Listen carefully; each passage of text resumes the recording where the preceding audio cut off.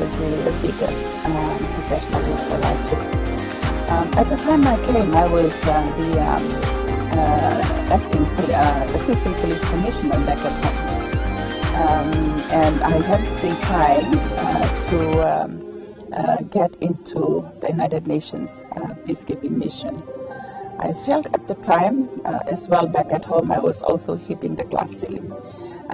So I knew I had to find my lateral exit as well. And United Nations was one of my, I kept my eye on it.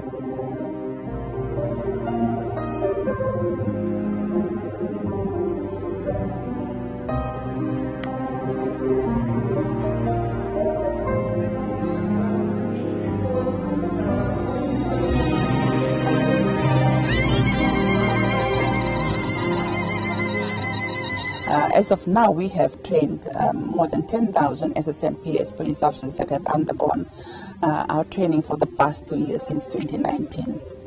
And in addition to that, we have also been part of the redesignation of the protection of civilian site, which UNPOL had played a key role, particularly in handing over the role to the SSNPS.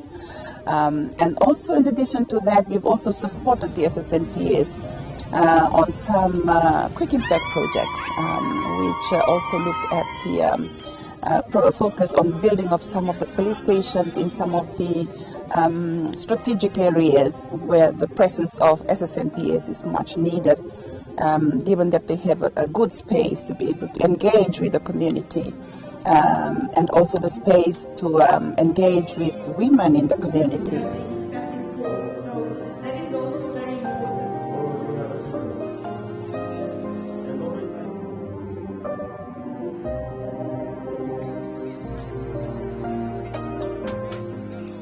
Before I assumed the position of police commissioner, I was first an individual police officer, and I worked in the protection of civilian site. And I was in the site during the 2016 crisis. After the crisis in 2016, as I worked in the protection of civilian site, I noticed that the men were mostly in the sites, whereas women were going out to collect firewood, to get food. And I started to question, because from where I come from, that's not the culture. And I started to ask questions because I wasn't understanding the dynamics. And I was surprised with the answer that I was given.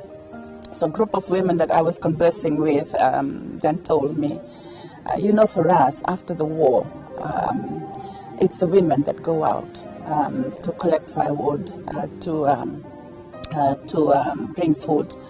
The men remain in the camp. And the reason is, for us, when women and girls go out to do that, there is always, the risk is there that we can be raped, we can be attacked, but we will not be killed. But for our men, when they go out, there is no two way about it, but they will be killed. And from there, it changed my perspective completely of the women of South Sudan. And it just goes to show how resilient they are. Isaac Lafia and Unaisi. Police stations that we identify, particularly in areas.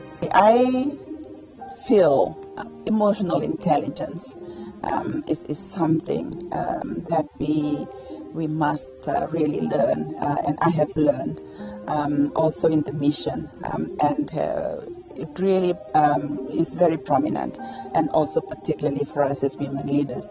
We have a lot of it, emotions, but how you use it to enhance your leadership ability is very, very important.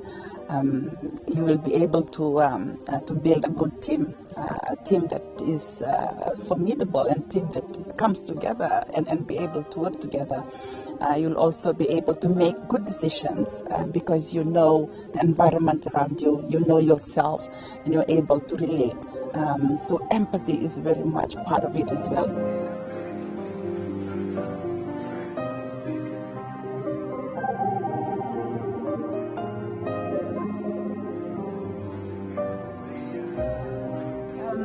As a leader, as a police commissioner, we have people around us who are also experts in their own fields. And that's one of the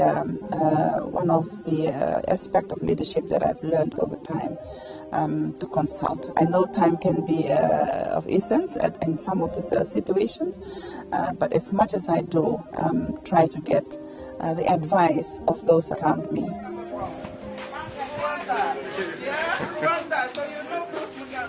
Leaving my children behind, I think, and that's going to be the same for many of us career women that have families. So missing out on birthdays, missing out on very important dates, particularly for our children, is something that is really the biggest sacrifice. I left my youngest daughter when she was just starting high school. And now I will be going back to my daughter, to my youngest daughter, who is now in university.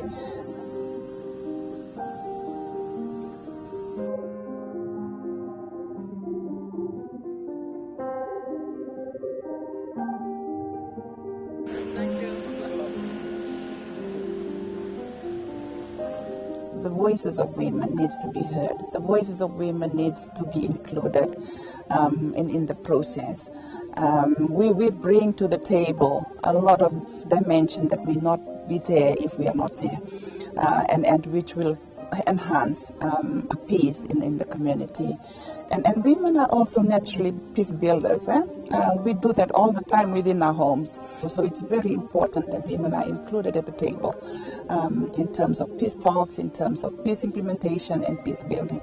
Every aspect of the way women needs to be included. And we're also more than 50% of the community. And that's why our voices are very important in the process as well as implementation as well, too.